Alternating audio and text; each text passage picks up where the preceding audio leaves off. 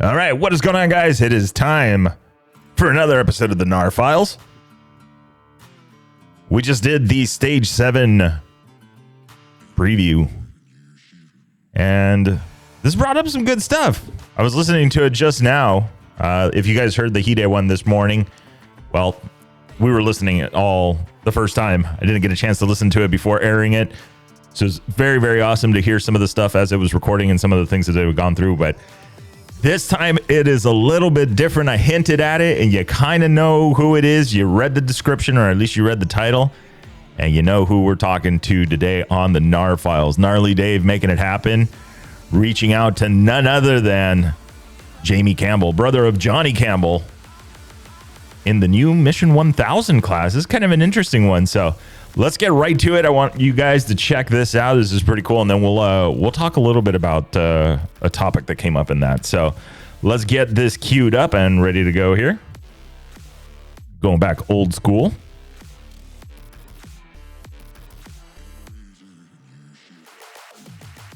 They turn down the party here a little bit more. Let's do this. Hey everybody, welcome to another edition of the Gnar Files on Chasing Waypoints podcast. We have a special guest. Heck, all my guests are special, man. I love everybody. A little bit different. This guy is not on two wheels. He's on four wheels. A special project for the Dakar. I believe it's called the T1000 class. Side-by-side. Hydrogen-powered vehicle, and it's no other than Jamie Campbell piloting this. I've known Jamie a long time. We're good friends, and so I thought I'd call on him and lean on him and see Jamie, how's it going over there? I know you finished prologue pretty good. You finished the first stage, second stage. How did this third stage work out for you? And what are the differences you feel like the hydrogen and a gas-powered vehicle, and how do you have to drive that different? Because you build your race vehicles for Honda, the Talon and whatnot, and for Ricky, and you're pretty talented at what you do. So I'm curious to see the differences in the hydrogen version and the gas-powered version. Let us know, bud. Hey, Gnar, good to be here. Thanks for having me on your show. Yeah, it's a great project. It's a collaboration between Japanese companies. So you have Toyota, Honda, Kawasaki, Yamaha, Suzuki. They're all involved, and it's a 100% hydrogen project, and they chose the Dakar Rally as a test bed for it.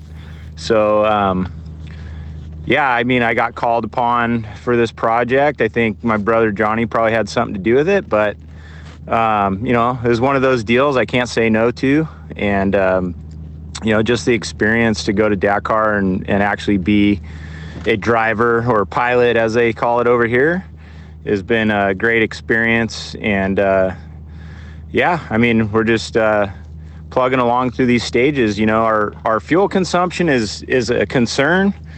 So, the capacity that the car holds has been our biggest setback. So, prologue went well. Stage 1, 2, and 3, we have to really conserve. So we're driving the car very slow and very cautious, and just making sure we're making each stage. And so far it's been a great experience. And we got to stage 6, all sand. In the dunes, and this was our biggest challenge, I think, for all the Mission 1000 class cars, whether it's a EV bike or hybrid or our hydrogen vehicle. And we knew it was going to be a challenge. I didn't realize that the ASO was going to make us, this was a real Dakar stage. Even though it was short, it was 45K. It was in real dunes. It was gnarly. It was super soft.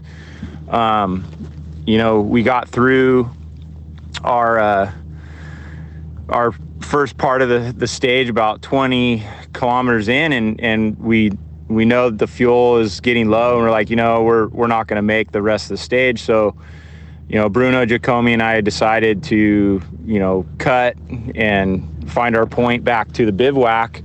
And at that point, we either had a gearbox or rear differential failure. So almost spent the night in the dunes. We had a great sunset. The ASO actually decided to fly us out of there. But now our biggest hurdle today is we're trying to figure out how to recover the vehicle. So the T5 chase with overdrive had a situation, so they're dealing with that.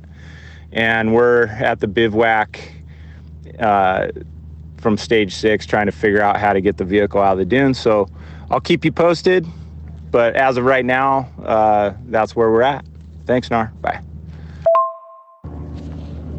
I think there's not much difference in performance on the X1. I mean, it drives like a gasoline vehicle. So, I mean, obviously we're dealing with fuel capacity and consumption is our biggest hurdle. So overall, I mean, the performance of the vehicle is good. Little down on power, and that's just, the configuration that Heist chose.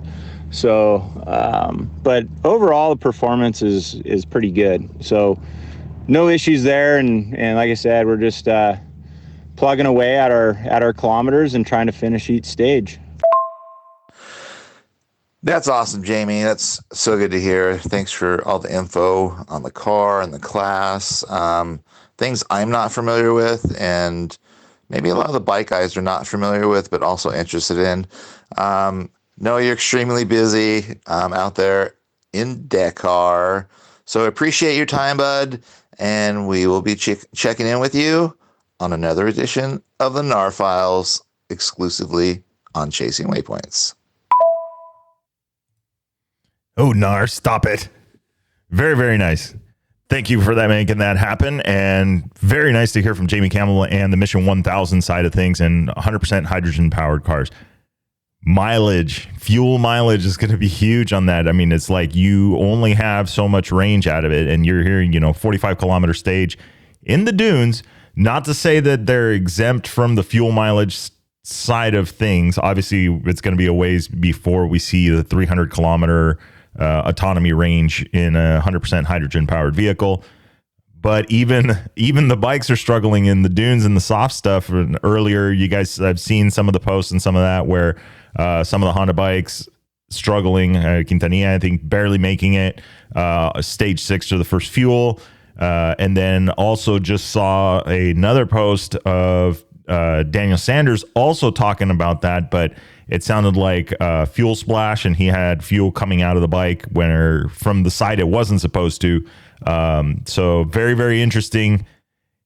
Hard to get information, and find out exactly what those things are because, well, obviously the teams kind of keep it under wrap and they want to, they don't want to give away a weakness or anything like that. So they want to address it, make it happen, and then just fix the bike and get on to the next stage. So that is what these guys are doing, but it's very, very interesting. It's awesome to see it. We already know last year's Dakar that they had started trying to do some alternative fuel stuff. They had some hybrid stuff going, Then you have the Audi up front, Carlos Sainz.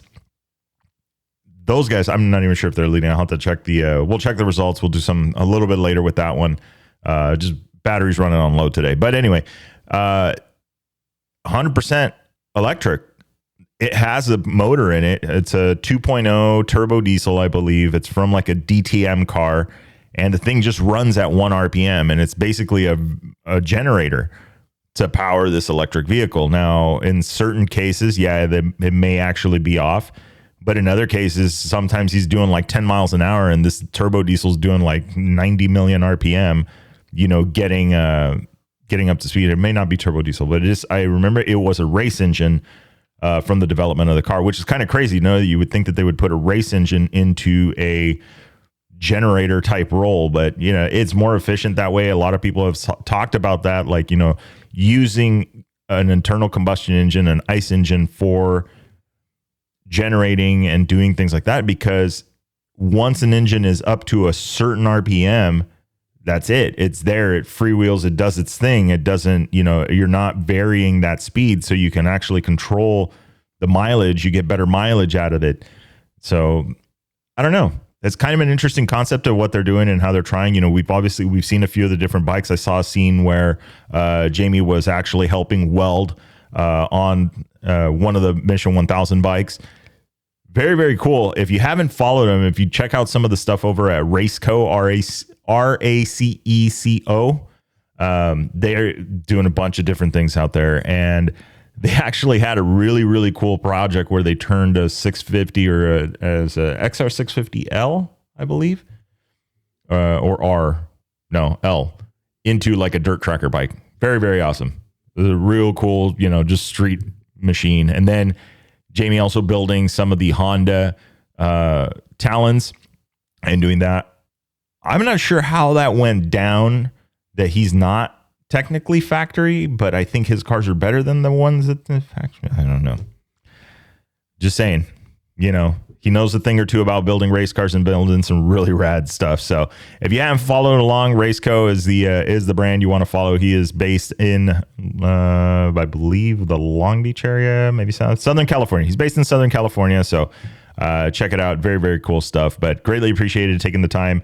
And then Gnar, you know, reaching out to them and that stuff. So another Gnar Files. So what do you guys think? Mission 1000, are we going to see it? When do we think we're going to get a full stage out of these guys, 300 kilometers? Do you guys want to see more of that? Do you want to see more on the street of the hydrogen stuff? I mean, what are you guys thinking? I don't know. I mean, it could be fun. I mean, it's all, you know, going to be a little bit difficult if you got to bum gas off the next guy. Just saying. Anyway. All right. Have a good evening, guys. We will see you guys tomorrow for the stage results. Stage 7 underway right now. Yeah, about 20 some odd minutes before they get to the roadbook control. So it's game on. Dakar 2024 stage 7 about to kick off. We'll see you guys.